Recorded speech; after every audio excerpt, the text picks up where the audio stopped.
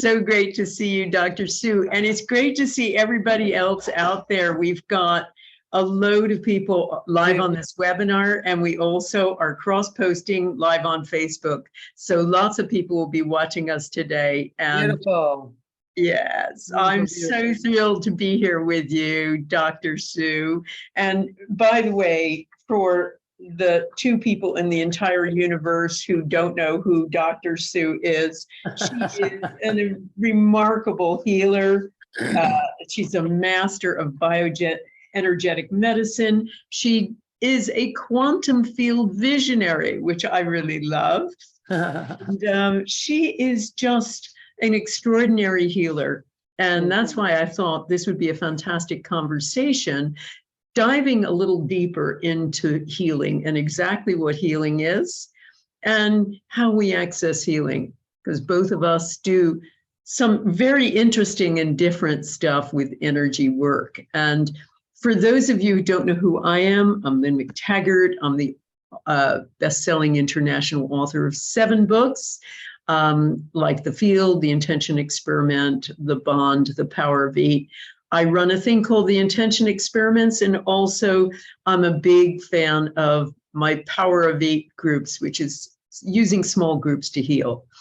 So let's start looking at self-sabotage, Sue.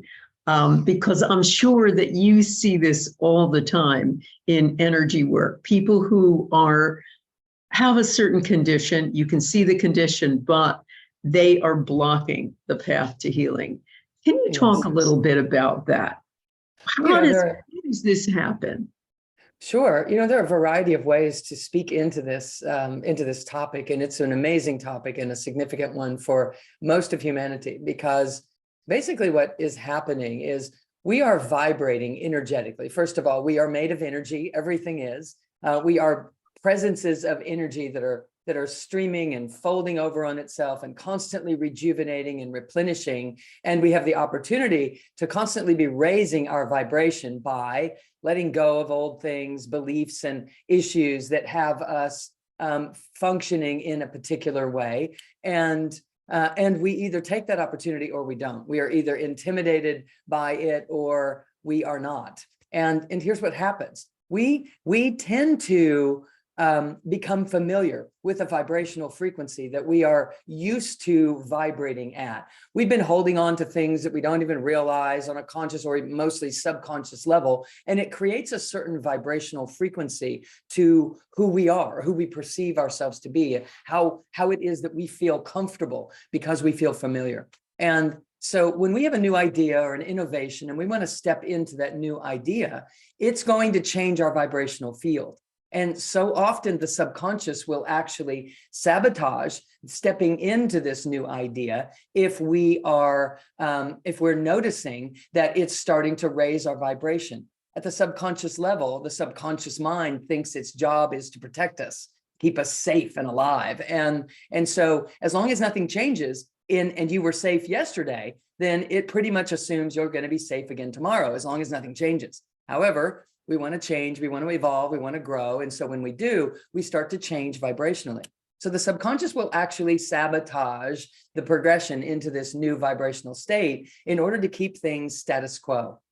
So we have to show it how to feel safe inside the change and the shift that is occurring as we are stepping into a new version of ourselves. And there are many ways to do that, but consistently, incrementally surrounding ourselves with others that will allow for our intentions to shift and to up level is a way that we can start to feel buoyant and safe in a new vibration. We can do all sorts of things internally within ourselves to facilitate that process as well. But this thing of sabotage is seen as a bad thing. And it is something that we can actually utilize to generate a new version of ourselves once we recognize that that's what's happening and it's nothing more than that. And all we have to do is familiarize ourselves with a new vibrational frequency that we're intending on our next version of our grand journey through life. So I'll stop there and see where you want to go with that, Lynn. But as you can see, I'm pretty passionate about these things. Oh, totally. And You brought up the idea that we're all energy. And, we are energy. We're vibrating packets of energy. And of course, I'm interested in is thoughts being another kind of energy. And believe it or not, we have 70,000 thoughts a day, 70,000 of them. And just what you said, what feels safe is also that pattern that we tend to fall into, and those tapes that we tend to run in our minds. And those tapes are usually tapes from the past that continue to play over and over again. And as you say, they make us feel safe, but they also limit us. And one of the interesting things I find about the power of intention is people don't get that they're broadcasting 24/7. They Right. think their intention is that one little thing they do after they meditate first thing in the morning. They send this out, universe hears it, and that's it. They don't recognize that what they're also doing is beaming out all the time. Our thoughts aren't locked inside our heads. They are an energy that also is a trespasser that goes outside of them into other people and things, that also invades every cell of their bodies. And so if that program is, that record player is playing over and over again with the same message again and again and again, that's going to affect how they heal. It's going to stop them from healing. And, we should also talk about healing as, healing is not the why they got sick, or their sickness, their diagnosis isn't the why they got sick. Their diagnosis usually has nothing to do with why they got ill. And most of the time, what we really don't recognize is our thoughts are a saboteur, probably the biggest saboteur, our thoughts and also the thoughts of our healers, in making us well, because we are constantly playing that old tape, whatever it is. I'm not good enough. Nobody loves me. I can't do it. It's too hard. Whatever that is that's happening, that is the why you got ill. And that is the area that needs to be healed and for you to become conscious of it. So you talked about, so you've got to get people to vibrate to a different frequency. What do you do? What are some of the ways that you are able to do that when somebody is actively resisting? Or if they're, if they are sabotaging themselves?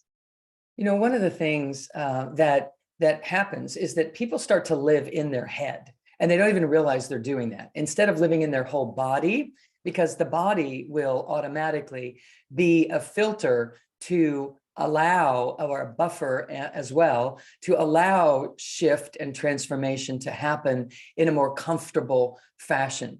Our minds tend to work in all or nothing, yes or no, good or bad, black or white, I'm in, I'm out. If this isn't going to work, I'm done with this kind of thing. And its job is to make distinctions between things. And so when we live in our heads, we have a tendency to be pulled into a life that is good or bad, yes or no, right or wrong, I'm in, I'm out, etc. And it's a terrible place to live. It's a difficult life to navigate when things are so harsh and so compartmentalized in this way. And so one of the things that I'm always doing is teaching people to utilize the body to help to buffer, because the various levels of consciousness that we are actually stored in the body. They actually make up the body vibrationally at different layers of consciousness. And if we're not living in our body, we don't even have access to those aspects of our wholeness that would allow us to pause.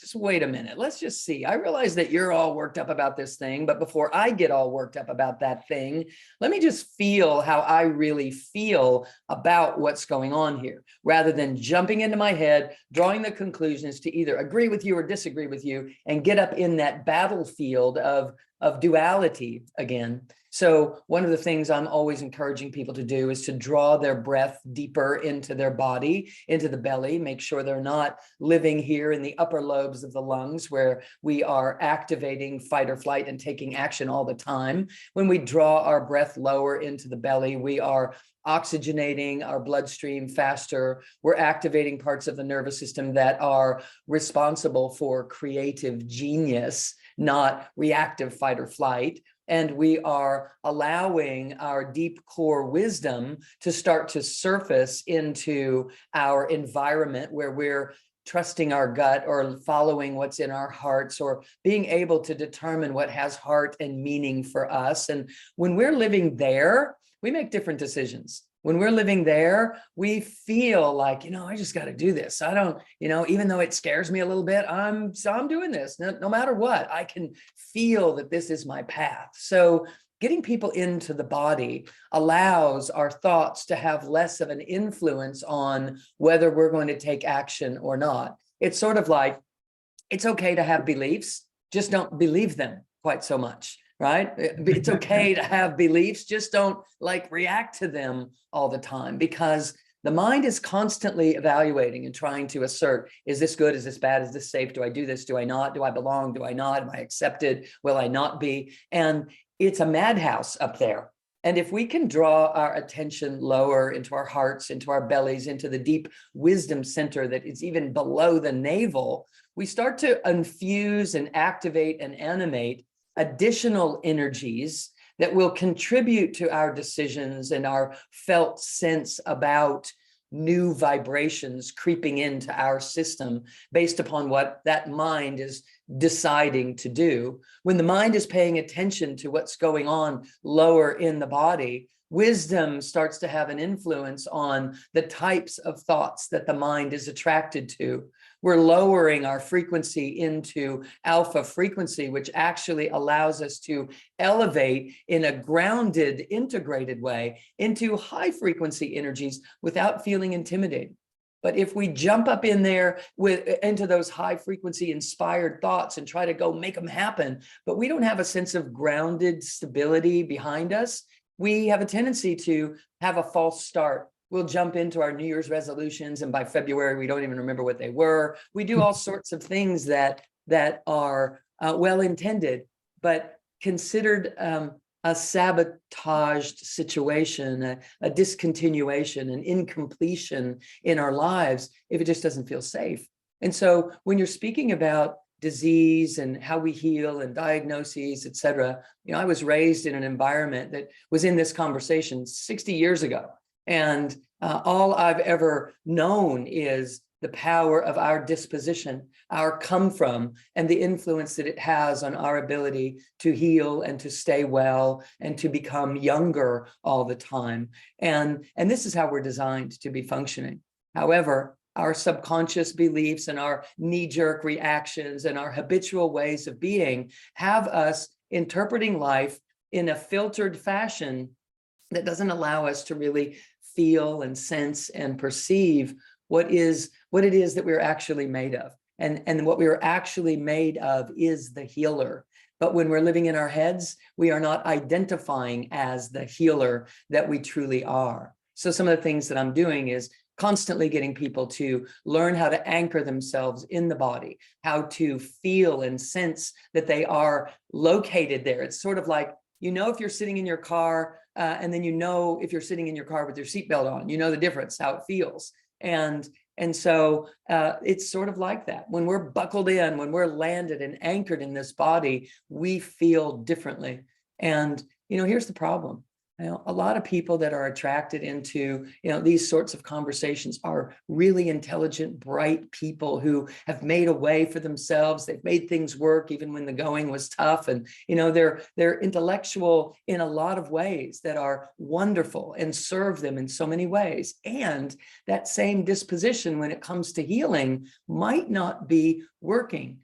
We have to be in a little bit more of a surrendered state and a trusting your gut instead of depending on your education to get you through. That there's a combination of those kinds of energies that have to work together in order for us to truly be living and walking and talking in a sustainable fashion that allows us to not create the symptoms that end up being called the diagnosis, that end up categorizing us in some particular way. There's a way to slide underneath that and just kind of dissolve it on an ongoing basis so that we don't end up depending on the diagnosis to tell us who we are, when the diagnosis, as you were mentioning, is just a name that we've given to a group of symptoms that are persistent.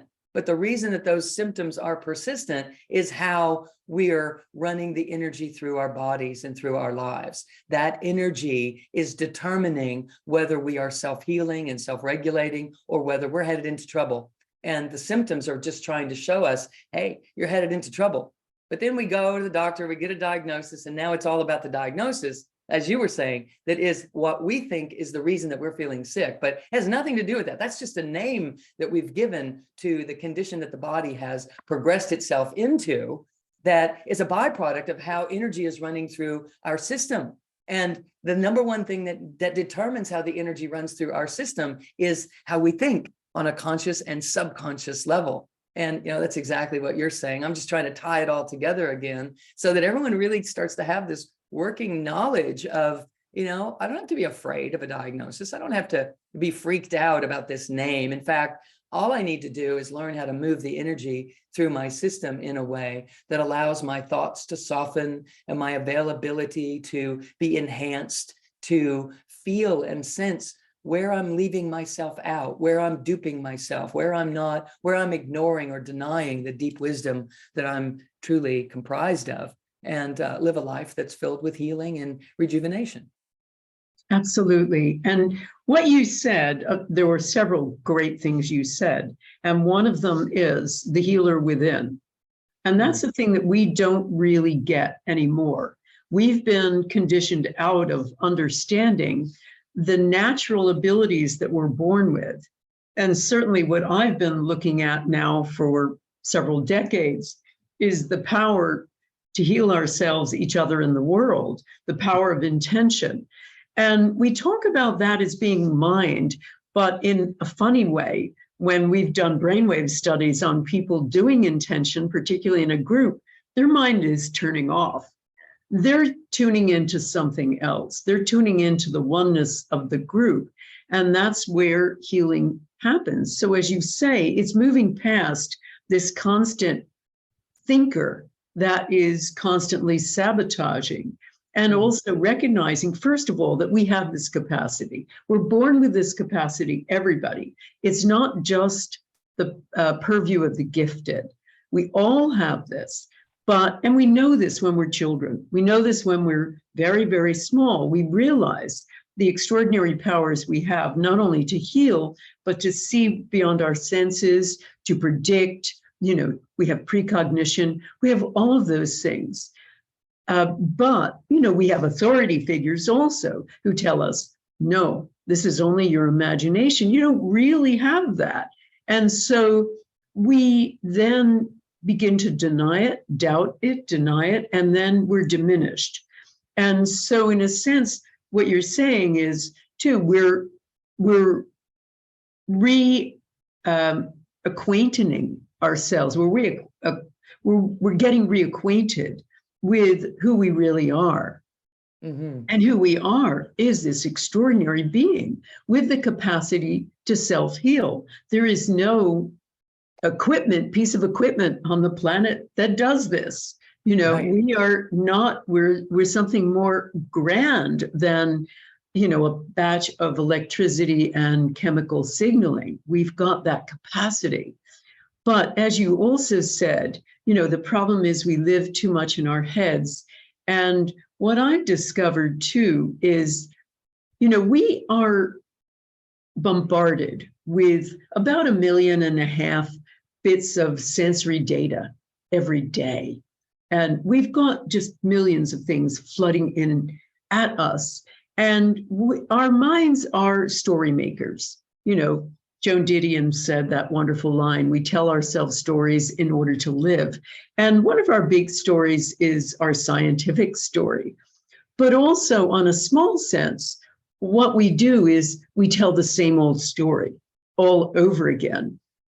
And we don't recognize things because when we get into a pattern, it's the only thing we see. Even though we get all of this bombardment of information, we can only take in a tiny percentage of that. Our eyes the fastest muscles in our body, still can only take in a tiny percentage. And we see the pattern over and over again. I'll give you a wonderful example. My friend, a friend of mine I went to university with, she is an heiress. She's a doctor. She married a wonderful guy. And they had a lovely child. But she was one of those people who always saw the dirt under the diamond ring, you know, the giant carat diamond ring. She'd see a speck of dirt under it. She was just one of these people who always saw the worst in things. And we went on a holiday together with them when we were all really young and we couldn't afford very much. And we got this amazing deal to go to the Amalfi coastline. Amazing. We stayed in this extraordinary hotel. Brian and I just saw this amazing special deal that we got.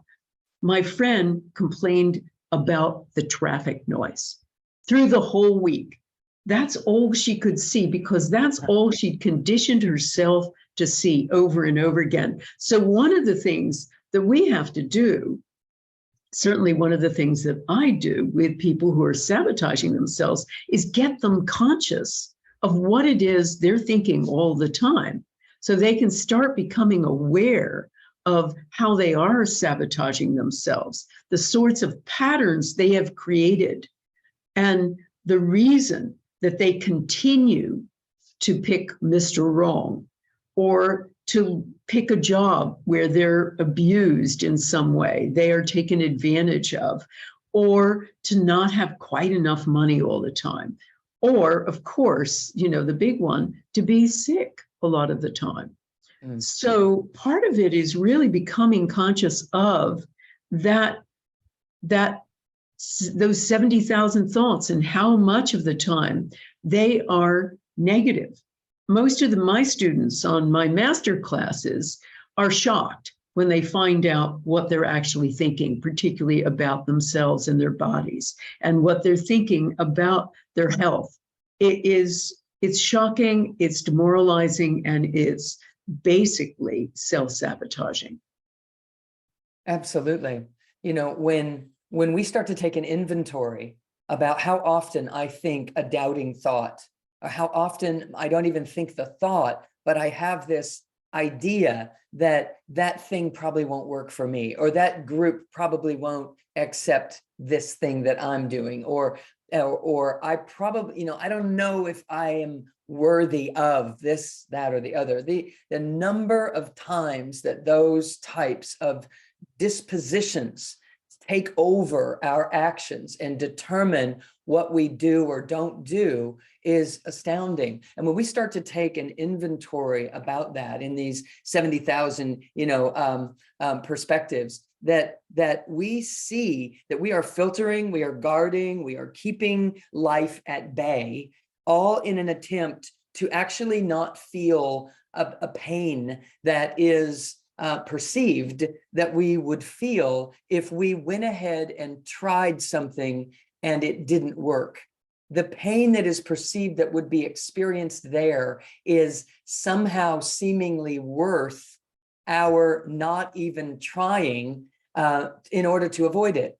And the fact of the matter is, it is actually a deeper, older pain that we're trying to avoid, and it keeps us from ever being alive. Basically, as high frequency energy beings that we are, we come in vibrating at this frequency that is not what this earthly existence is made of. And we sort of land, and I describe it like we sort of splat. We lose consciousness. We forget who we are. And our mind goes one way, our body, our breath, it all just gets dispersed. And that experience in that moment is a huge impact.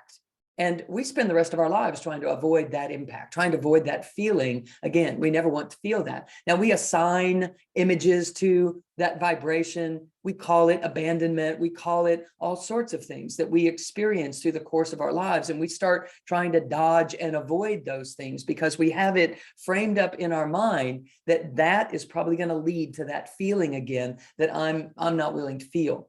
And in reality, all we have to do is learn to breathe down into our body, because the brain in our gut and the brain in our heart actually supersedes the brain in our head when it comes to perceiving and receiving information from the universe, this cosmic intelligence that is arriving right to the surface of our cells, in billions and trillions of notions every millisecond of our lives. And so we have to learn to absorb and perceive and exchange at a gut feeling level, at a heart of hearts level. And, and a beautiful thing about that is that by design, we're built to do that by our true nature. And, you were speaking earlier about the fact that we are all designed to have this intuition, this inner knowing, this healer within. And, I teach the same thing to people every day. I'm constantly showing them a variety of ways that we can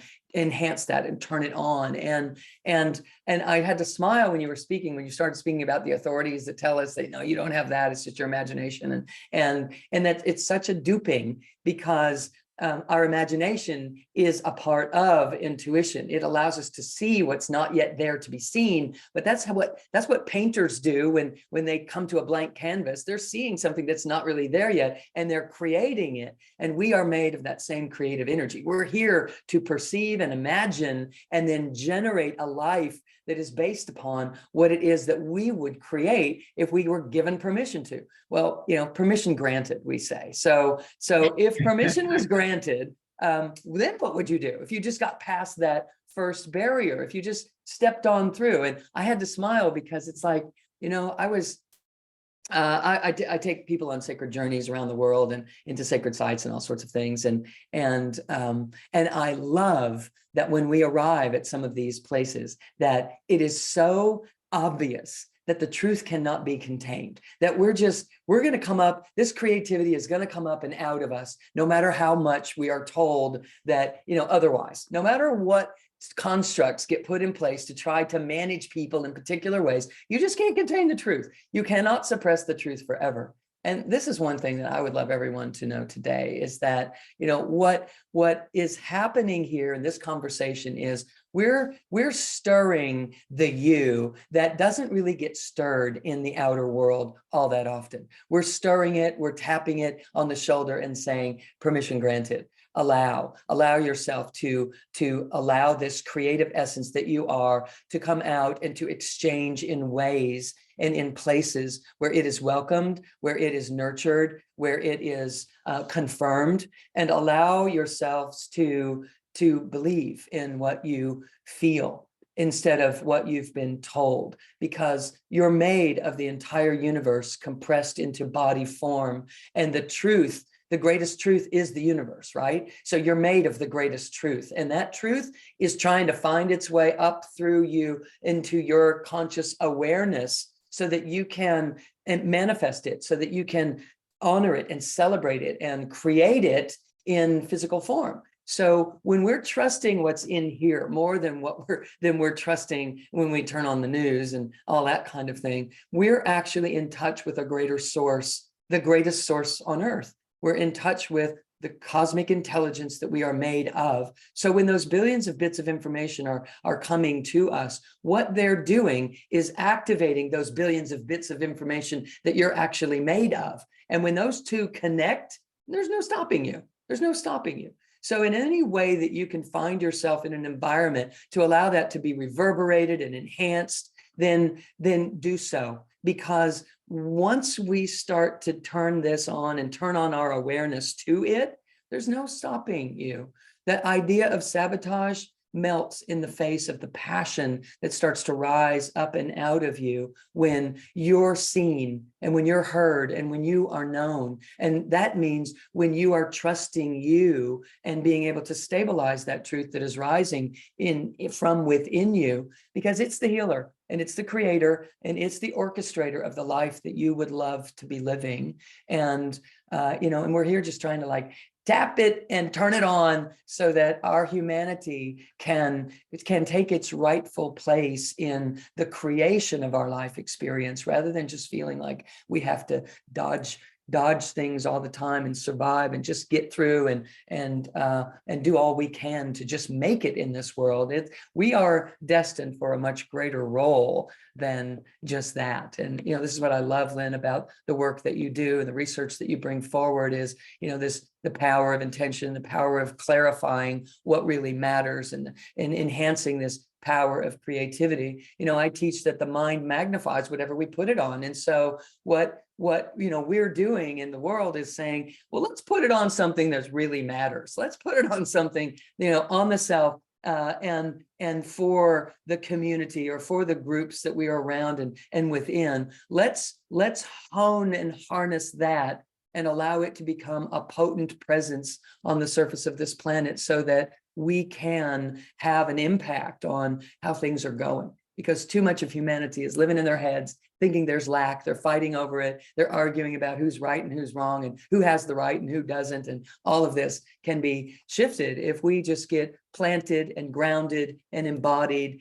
and collected in a way that creates the potency that can pierce those veils that have been, set up through ignorance or control or whatever it might be. That we just don't allow the belief that the truth can be contained to exist anymore, because it can't be. And we have the opportunity to be a part of that, in our lives in real time. It doesn't have to be that we create a better world so that future generations only have a better place to live. We can benefit from that too right now, as well as leaving it better than we found it, for future generations as well.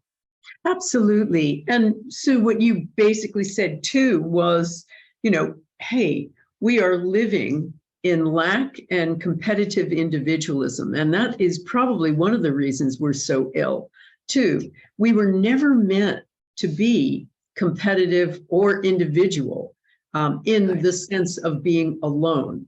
I wrote about that in my book, The Bond. I wanted to answer Darwin. Was Darwin right? Were we meant to be, survival of the fittest, eat or be eaten?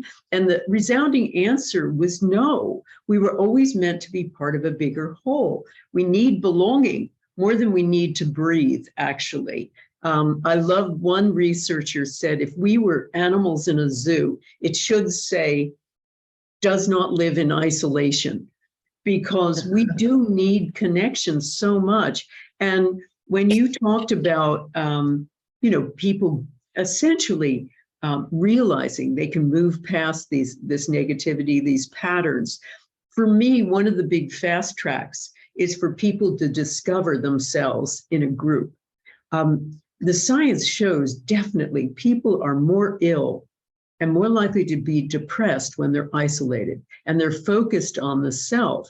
And so what I've seen with my Power of 8 groups is instant healing. Oftentimes when people are focused on somebody else, it's quite amazing. It's quite extraordinary. And also people healing because suddenly they have a group of people who are listening to them. There's Andrea, a woman in my master class last year, talked about, my God, this is the first time I feel like I've really been heard.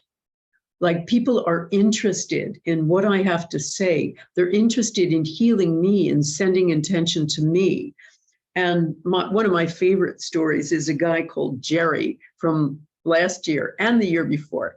He joined during lockdown. He joined I have a year-long Power of 8 Intention Masterclass where I teach people for a while, put them in groups in their time zone of the time of their choice for a whole year. And they have to meet week by week in the year. And while we monitor what happens and have clinics to work with people so they really master this stuff over the year. And Jerry joined in 2020. And he said at the end of it, he said, I have felt more love than I've ever felt. I'm having the best lockdown because I have this amazing community I meet with every week, and the compassion is just amazing. So he loved it so much, he joined the next year. So he had another group on top of continuing to meet with his 2020 group. And by the end, he said, I now know what love is.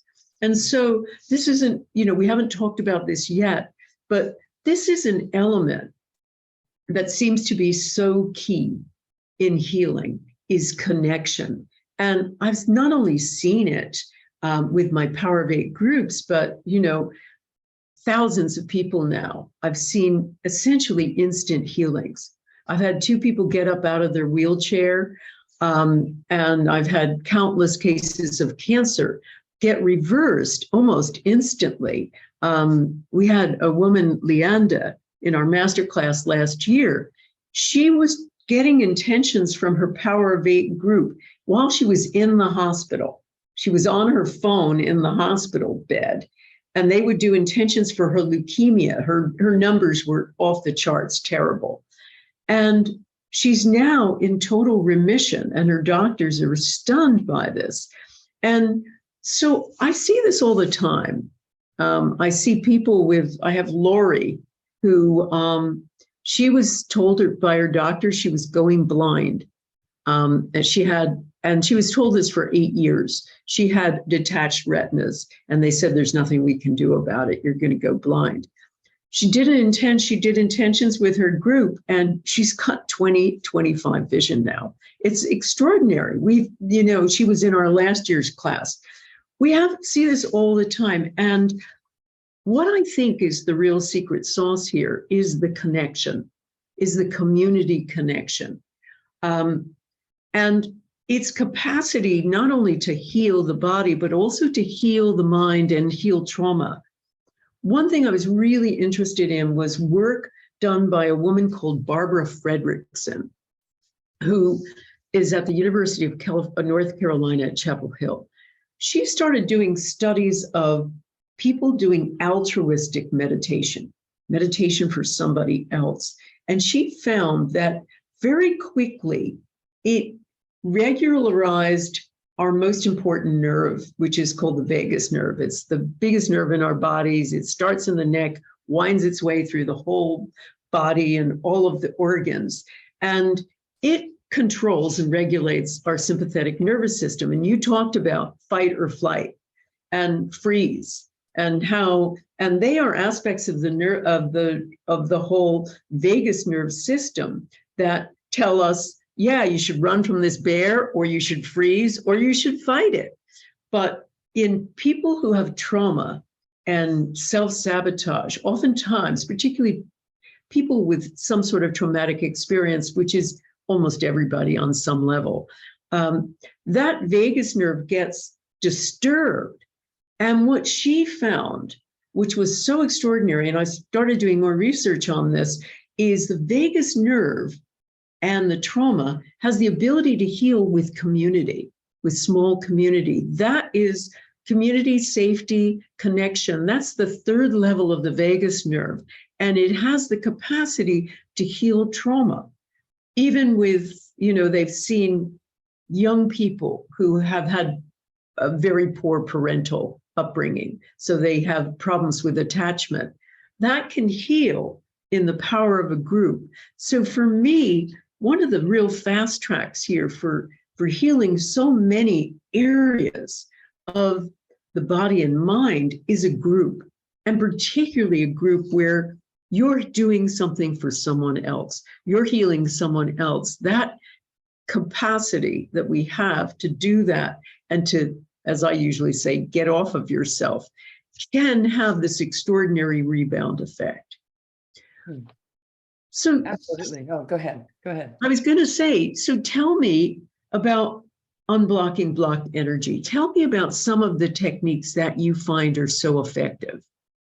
So one of the things that happens when someone has a gut feeling, like they're around someone and instantly they have a knot in their stomach, or they hear someone say something and it's their turn to speak and they get a clamp down in their throat or tightness in their chest. So the reason for those bodily responses is because the energy that is attempting to flow through the body in a streaming fashion is not able to be carried across a gap or a chasm that we don't have the circuitry aligned yet. We haven't awakened to certain parts of us. Actually, I have probably here a quick little poster I could show that will describe this kind of a little faster. So the way that energy runs through our body is it comes down through the body, hits the earth, is transformed down, stepped down into, a vibration that I would call for human consumption. And then it rises up through the body and out through the crown and recycles around. And this biofield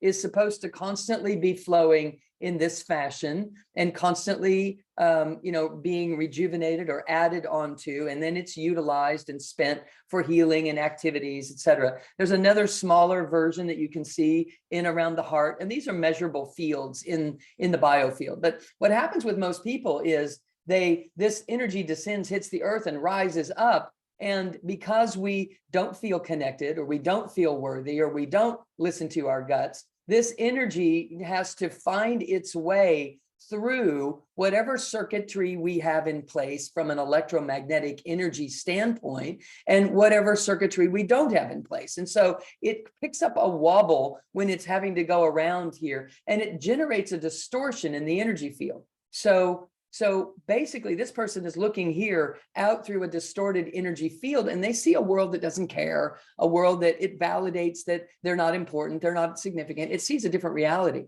And so what we have to do is get this one functioning like this one again, and many things support that. What you're talking about, being in community, that energy reverberating back and forth, this person getting different feedback from people who are holding intentions for them is going to help to shape shift this a little bit.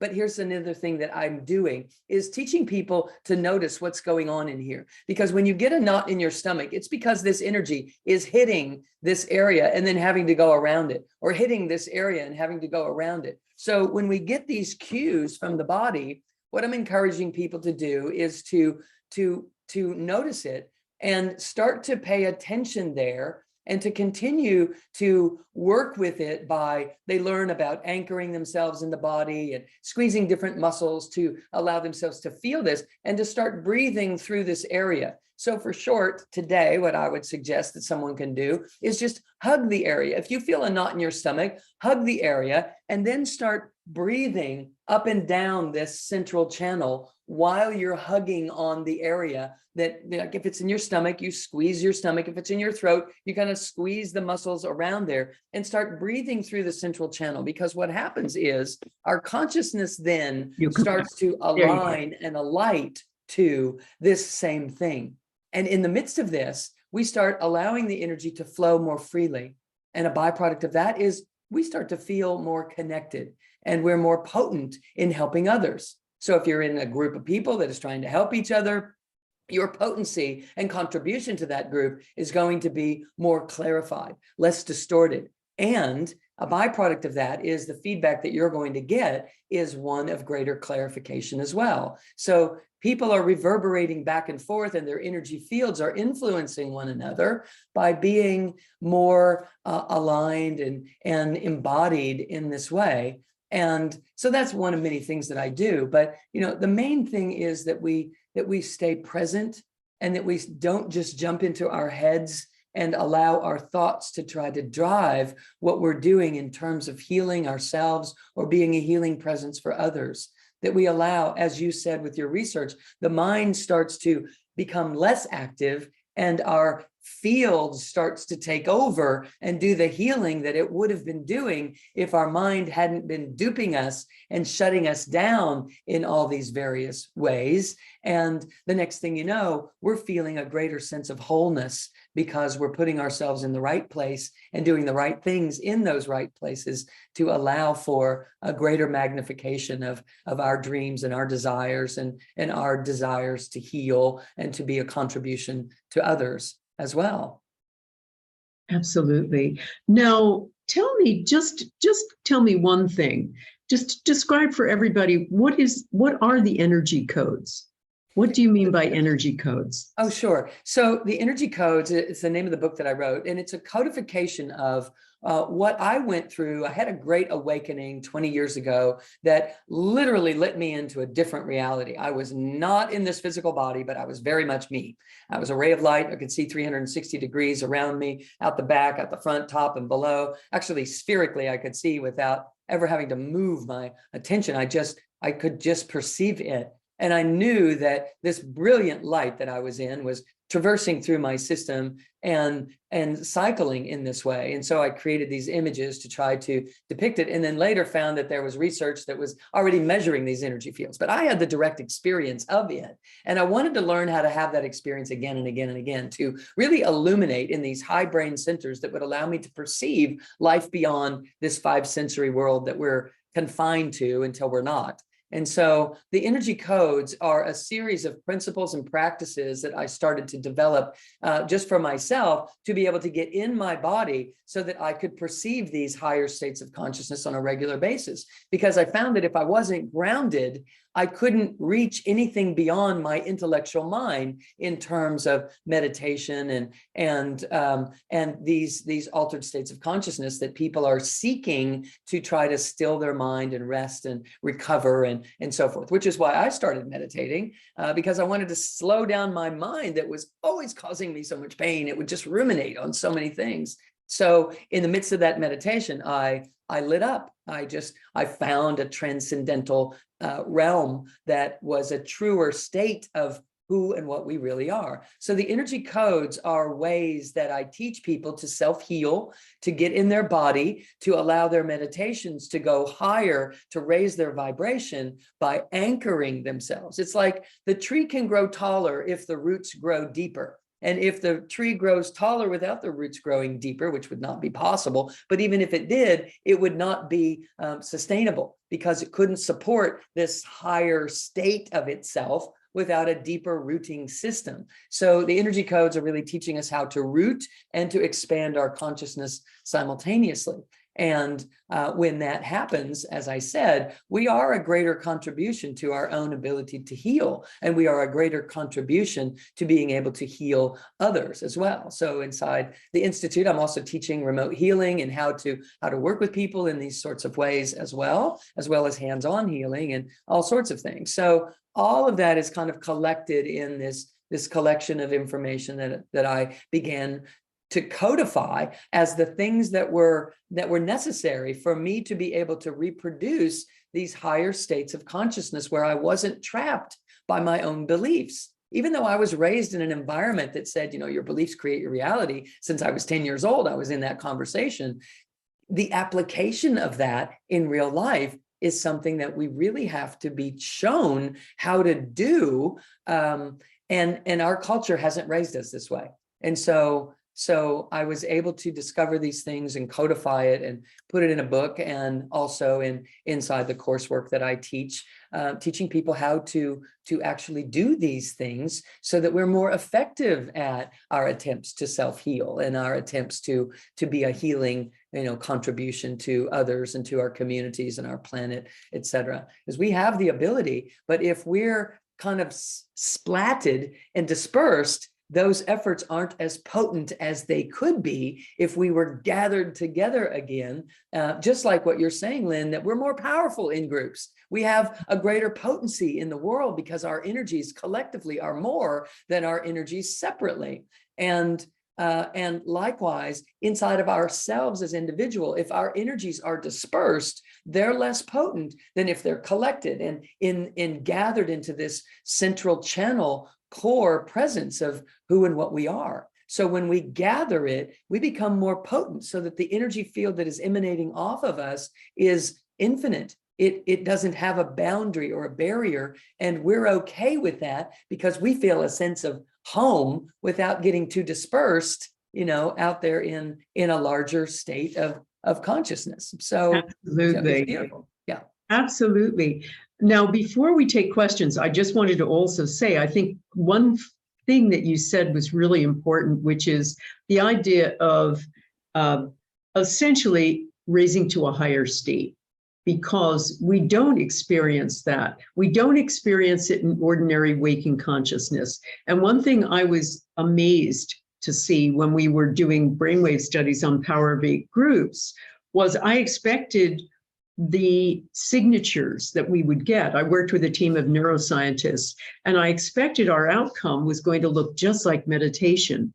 It looked nothing like meditation. What was happening is, instead of increases in slow brain waves like alpha and delta waves. We were getting decreases in everything. People's brains essentially were turning off. And the people we studied were student volunteers who had never meditated before, much less done power of 8 groups. But their brainwave signatures were almost identical to Buddhist monks involved in ecstatic prayer or Sufi masters involved in chanting, as studied by the University of Pennsylvania.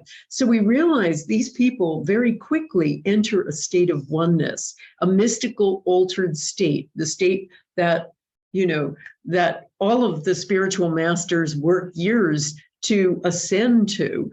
Our student volunteers were getting there in a few minutes.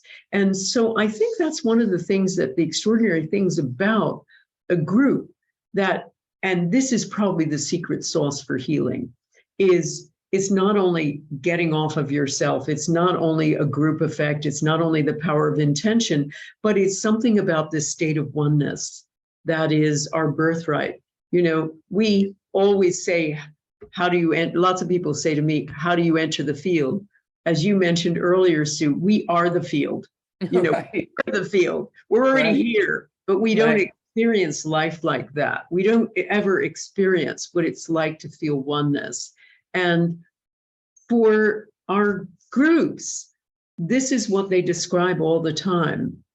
I felt like I was part of a higher network. I was sobbing uncontrollably. I get goosebumps up and down my arms. I feel the heavy energy. And these, by the way, are groups that are meeting virtually on Zoom, much as we're meeting now, and yet they're experiencing all these physical effects.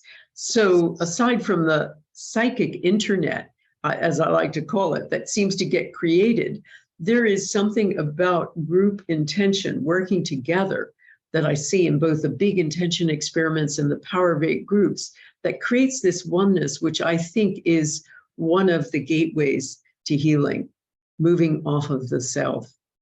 So we got a load of people who are listening live, and they have put in some questions. So let's have a look at what they've asked. Okay.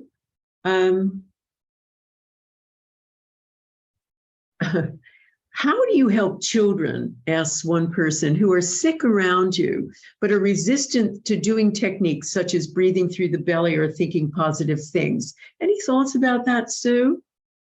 One of the beautiful things about the field that we are is that it is infinite and it is potent. And the more we concentrate ourselves, we have the ability in a non-local fashion to influence their field as well. So often we have other people in our household that aren't really into what we're interested in and what we're practicing and getting good at doing. And the beauty is that we can have an influence on everyone in a linear fashion that's in our immediate location, absolutely. And we can even learn to deepen our anchoredness inside of this and allow this ecstatic frequency that you're referring to, Lynn, to be completely non-local and global and so forth. And by tapping into the frequencies that are the common ground, if you will, that we all reside within. For instance, there's a bandwidth of energy that all of humanity is operating inside of. And when we turn on certain aspects of that bandwidth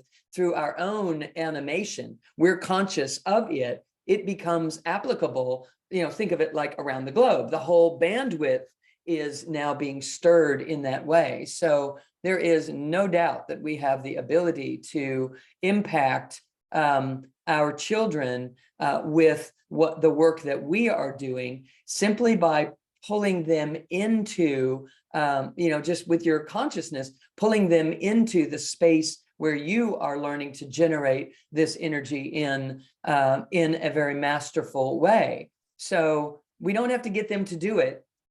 Especially as children, because the potency that they have, especially if you're the mother of this child, their resonant coherence with you is so profound that there is a real infusion that you can have and an influence that you can have on their energy field. But even if they're not in the same state as you, or even in the same country as you, We are actually really non-local. We are not this individual system only. And we have the ability to animate this bandwidth in whatever way we choose. It's just a matter of really learning how to do that and putting ourselves in the practice of it. But these children will definitely respond to the work that you're doing, especially if you're enhancing and magnifying that with others and being in the mix of actively working life through these perceptions that we're speaking of. These perspectives that we're speaking of are an entirely different way of living rather than just going into autopilot. We're intentional about how we're moving energy through our bodies and through our lives and through our groups of people as well. Absolutely. And I would just say from our perspective of Power of Eight groups, I've seen many children get healed who didn't believe one word of what their parents were thinking. Right. If they're young enough, if they're really small or babies, you can do this without asking permission. Otherwise, I recommend you get their permission. But we've had many of our classes do intentions, not just for the members of the group, but people outside. One example being Luke, who's my favorite example because he was a 15-year-old who broke up with his first serious girlfriend and in a fit of adolescent angst threw himself off of a 40-foot structure onto hard ground. So Luke broke every bone in his body. He had nerve damage, brain damage. Doctors didn't think he was going to live. So I got my master class to do a series of intentions for Luke while his stepfather, who had contacted me about this, kept a running commentary of what happened to Luke every time we did an intention. And upshot was Luke got out of the hospital in record time. He's a totally healthy 19-year-old, even though his doctors were pretty sure he wasn't going to live. But the interesting thing of it was Luke gave his permission, but didn't believe one word of what his parents were saying. He thought the power of intention and group intention was pretty stupid. Like most adolescents, he didn't believe what his parents thought at all. So you can do an intention as a group for a child too, and see what happens. Okay, let's take another question. Okay, Sue, let's see. Yeah, somebody asked about, can energy healing work on addictive behaviors such as drug and alcohol abuse? Yeah, so I love this because, that image that we were looking at earlier, just flash it up here for a second. This whole thing right here, addiction comes from this kind of distortion. There are multiple ways that this can show up, in different combinations. But what happens is when we don't have a grounded sense of self, then we're bypassing and orchestrating all sorts of wobbles in our lives. And we turn to things that are going to give us a false sense of aliveness, of enlivenment in some way. Because if we're bypassing these areas of us, those areas are sitting dormant and they're not being actively utilized in our decision-making processes, in our perception of self and our perception of life. And so we start looking for the outer world to deliver something that we could be feeling on the inside if we were learning how to build those internal circuits to allow for this system to flow in its wholeness. But people don't know about that until they learn about it in conversations like this. And so what we do is then we become interested in this energy from the outer world that's going to give me some false sense of aliveness or sense of self. And if it did once, then I'm going to do it again and do it again. And what happens is we're now dependent upon this external idea, this external energy to fulfill something that could be being fulfilled from within. The moment that we begin doing this sort of work, we're stabilizing our system and becoming less dependent upon something from the outer world in terms of a potent chemical or a potent activity that is juicing and jazzing certain chemistries in the body, because we start producing those chemistries for ourselves. And so the desire to leap forward, to grab that again, the knee-jerk reaction starts to dissipate with higher states of consciousness. And that's exactly what we're doing in both the work that Lynne and I are doing. It is elevating our consciousness and elevating our vibrational frequencies. And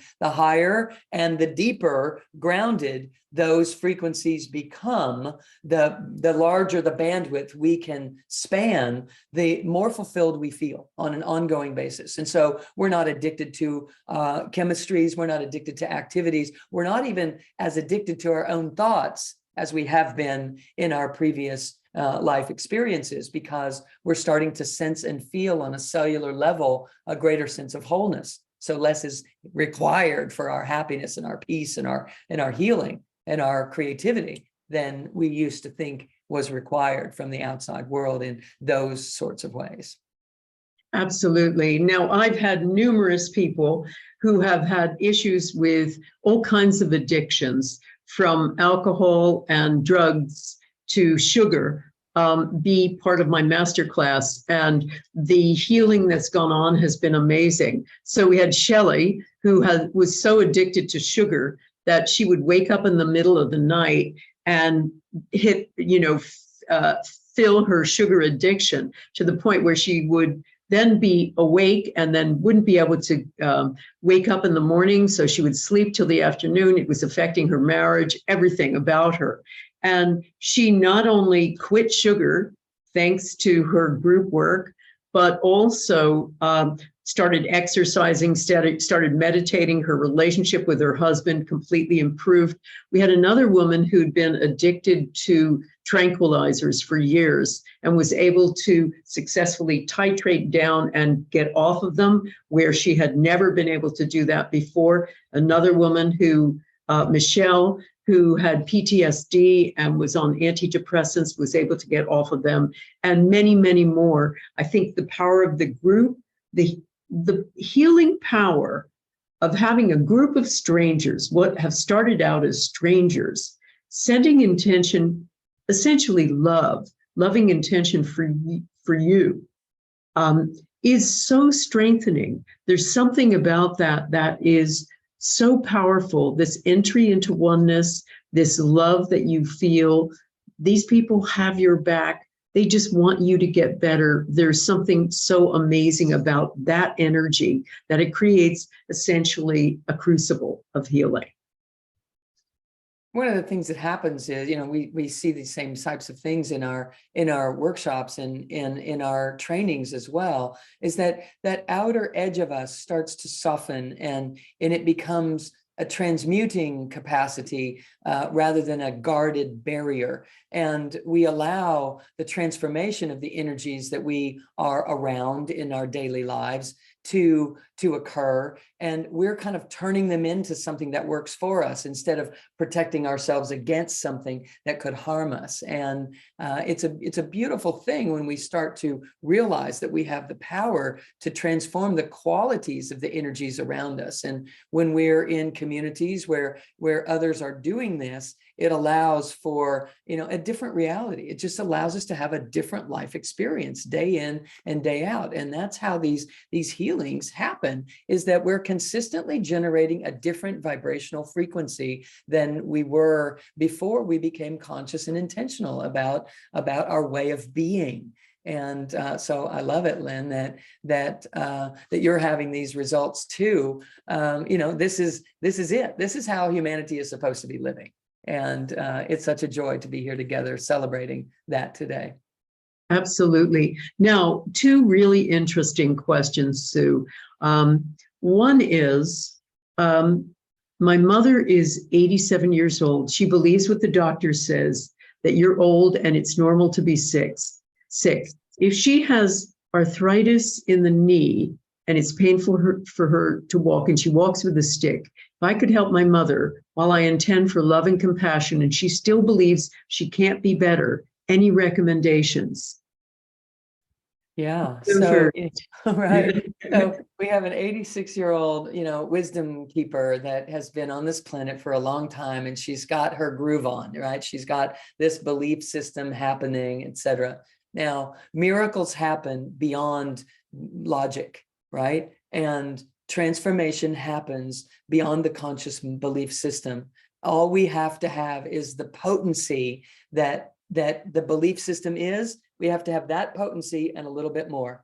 All right. If we have a little bit more potency of possibility than we do the potency of I cannot be helped, this cannot be changed. Everything is energy, and energy is vibrating at different frequencies. And if you can hit a higher, more potent frequency than the one that her belief is on, it kind of shatters her belief. And healing can happen right up underneath her belief system, because beliefs are temporal, energy is eternal. Energy is massive. It is everywhere. There is nothing that is not energy. Even the beliefs are energy. And so we can change the energy of a believing system, even if the beliefs don't change first. It's fascinating that we can move the energy in a different vibration, and she can notice healing happening, and her mind will be blown away that things are healing because she doesn't believe it's possible. But here it is. I mean, we see people all the time saying, this is not possible. I'm walking and it's not possible for me to be walking. That's clearly demonstrating that their belief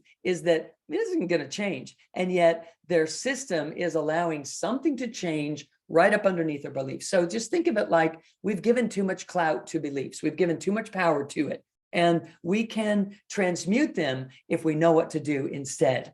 So Einstein says you can't change, the reality on the same level of consciousness that, that problems are created. We don't solve them on the same level. That's exactly what we're talking about here. We're talking about a different level of consciousness than the level of consciousness where beliefs exist. And this energy field that we're talking about here is the level of consciousness that is more profound than the simple bandwidth where beliefs happen. And so let me see if I have another thing. Oh, I do. Okay, this is great. Okay, just a second here. Here's the deal. This whole bandwidth right here is what we're made of, and so much more. This goes on to forever. Beliefs exist in this little red one right here. That's it. So this one has the power to stop or start unless we have consciousness in all the rest of this. And when we start to awaken to these higher and higher and higher and higher, higher and higher and higher frequencies of who we are, then the beliefs just kind of collapse in the presence of, they dissolve in the presence of something else going on here. Something else is going on here. And this is what Lynne's Power of 8 is doing, what my energy codes embodiment practices are doing. We're reaching a higher vibration in the rest of the whole bandwidth. And the beliefs are like, I guess, I'm walking, even though I don't believe this is possible, it's happening. And so then the mind starts to soften. And this is what it is about. So you bring your mother into your intentions, and you see her exactly how the highest good would have it be, and allow the power of the highest good being done to play into what you're all about in your intentions, and watch what happens. It dissolves this menial thing that we call beliefs that have been in charge for too long. And it's time for the truth to rise up underneath those beliefs and have a chance to manifest in this life experience. Absolutely, Sue. That it was so well put. And it's true. It's just they melt in the face of this power. I mean, I've seen it with many, many skeptics. Also, many, many people who were skeptical relatives. But I remember Faith, who was in the audience of a talk of mine a few years ago, and she didn't believe one word of what I had to say. I put everybody into Power of 8 groups. She had a terrible back, and her back was all better. And she, by the end of it, and she wasn't even a recipient, she was a sender, and she couldn't believe it. But I've seen that over and over again, people coming out and going, what on earth just happened? And what's happened is the power of the group and the accessing, as Sue says, of these energies that enable us to operate on a different level. And, we've seen it many, many times. I would just recommend, for instance, if you wanted to do a Power of 8 group around your mom, just say, do you mind if we do a little bit of secular prayer for you? Get her permission, but you just see what happens. As I say, we've seen many, many non-believing relatives pleasantly surprised. Right. One final question, Sue. This is a great one for both of us too.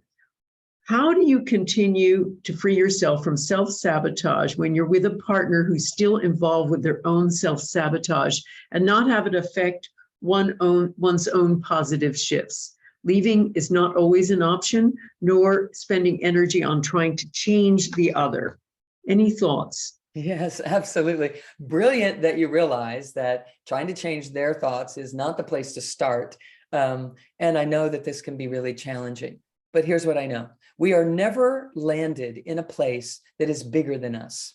Now, we have the freedom to choose to go or to stay, but I always say it's not really okay to go until it's okay to stay, in that if I don't awaken to what this is trying to awaken me to, and I just leave and go over here and do this other thing, I'm probably going to attract it into my life again, because I'm actually here to evolve myself. And so this is with a case when somebody's in a different marriage and 3 years later, they do the same things that one did before. And, the new job that's the same turns out to have the same issues. And it's because we are here to learn to awaken ourselves. And so I would suggest that you turn it into your practice of evolution, that you're evolving yourself in the face of this situation. You love this person, you don't want to leave. It doesn't look like an option for you to be leaving. It's important that you stay because you choose to stay, that you choose to stay and learn, because there's always an option to leave. If something is abusive, if something is harmful to you, it might look like you don't have an option to leave, but always be sure that you're evaluating that in a safe fashion for you. But if in the event that you feel definitely I'm supposed to stay in this, but it's just hard, then I would turn it into a little practice. And then I would say, basically, every time they're speaking negatively or they're interpreting some situation that just feels harsh or angular and not the way that you would like to be living with everything that you're learning inside of, a culture such as what you're tapped into right now by being here, that you turn it, this is one of those moments. I'm supposed to ask myself, where in my body am I activated when they start acting this way? And I'm going to hug that area and start breathing with it, because there are circuits that if I had them in place, this person could act that way and it wouldn't affect me at all. I would be like, I understand, it would bounce off of me. It wouldn't be intimidating to me. So the fact that it's intimidating to me means there's medicine in it for me. And so I'm going to look into it, but it's not about changing them. It's about awakening me. It's about activating me. And this is what I do in the energy codes, is teach you how to build the circuitry to be able to be present with this situation without it, bowling me over or blasting me. Now, if you're doing that work and you're in Lynne's work and you're doing the power of 8, you're going to take your intention to be able to be present with this person and build your circuits and allow your support group to help you do that. Nothing's going to stop you. There's no way that you're going to be stopped by turning this into something that's going to work in your favor rather than something that's holding you back. And that's what we want. I call it the quantum flip. We want to flip these things into, this is what I'm supposed to master next. And then this, and then this. And as I do so, I go through my life becoming more and more capable with fewer and fewer issues, simply because they don't affect me like issues anymore, because I have the circuitry in place to perceive it as something different. So I would turn it into your spiritual practice, or turn it into your practice of self-evolution and empowerment, to not combat it, but to receive the gift that's in it. And it's trying to show you where you could be more enlivened in here and awake in a way that allows you to be present with anything without it bowling you over in some way. So hopefully that's helpful. Absolutely. Very, very much so, I'm sure. And just to say that one of the things we do and really focus on as well in our Power of 8 Intention Masterclass is using intention in relationships, because we see this all the time. I mean, I show people how to get along with anybody, even people who disagree with everything you stand for. And that's something we really need now. We're all so polarized. But I've had many, many instances of self-sabotaging partners. And if we can draw them into Power of 8 groups where they're just happy to be intended for, they usually, their self-sabotage really improves.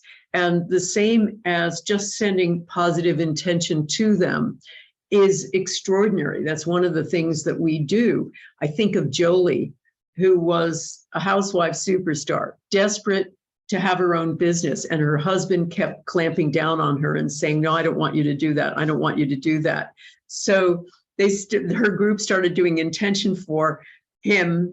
And he completely turned around and suddenly became really supportive of her. She's got her own business now, completely changed that dynamic. So things like that can happen. It's extraordinary that when we talk about intention, it doesn't necessarily, and energy, it doesn't have to just be the healing of the body. It can also be the healing of the relationship, the healing of you in relationship to the world, or your career, or your method of attracting finance, or anything like that, even your soul's purpose, your life purpose. It's important for everything. And as Sue has been saying for this hour and a bit, we're energy systems. And so what we're trying to do with Sue's work, with my work, is show you how to navigate with these energy systems. We're used to feeling like this corporeal batch of, as I say, of meat, of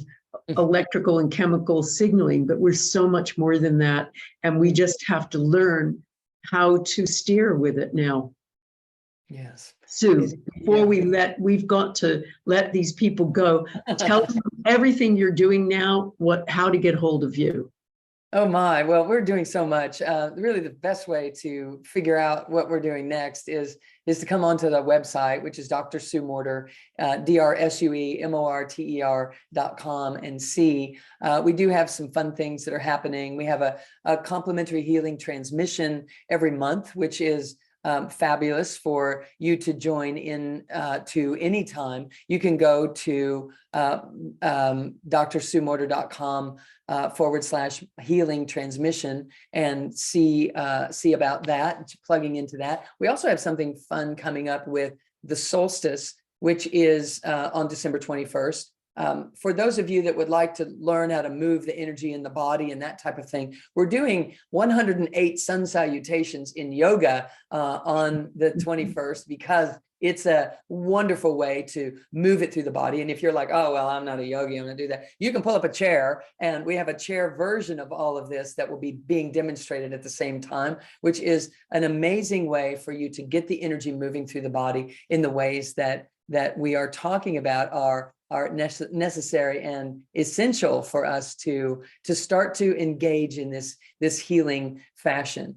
We also have some things starting at the beginning of the year that will allow you to plug into the new year in a way that allow you to begin to activate the circuitry of your intentions for the new year. So you can check that out on the website as well. And, many things that are available to you. I also do a short answer on Facebook every month as well, which you can plug into and just learn little tidbits that you can do in 20 minutes. You can learn a practice that will start to build to the practices that will do the things that we're speaking about here today. But I also have coursework that is very serious and intense if you want to get into that and really learn about the field and how we are able to manage that. But you just find us on the website. We're pretty easy to find, and we're here for you absolutely in many different ways. So thank you, Lynn. What do you have coming up? Wow. Well, I've got my Power of 8 Intention Masterclass, which kicks off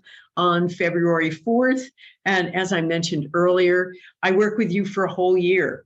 So we have live and interactive sessions only, so that I meet with you on 6 consecutive Saturdays. I teach you really important, the 13 keys to intention mastery, plus how to use intention with relationships, how to get over self-sabotage, how to deal with negative intention, yourself and everybody else's, and how to run your Power of 8 group properly and to supersize your own intentions, and much more. Then we put you in a group based on your time zone and your preferred time of meeting.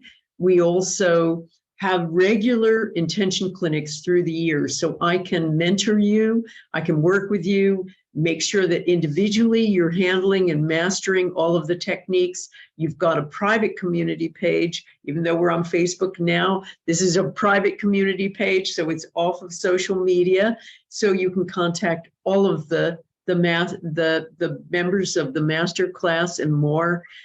We have methods for you to monitor your own progress and lots of other tools.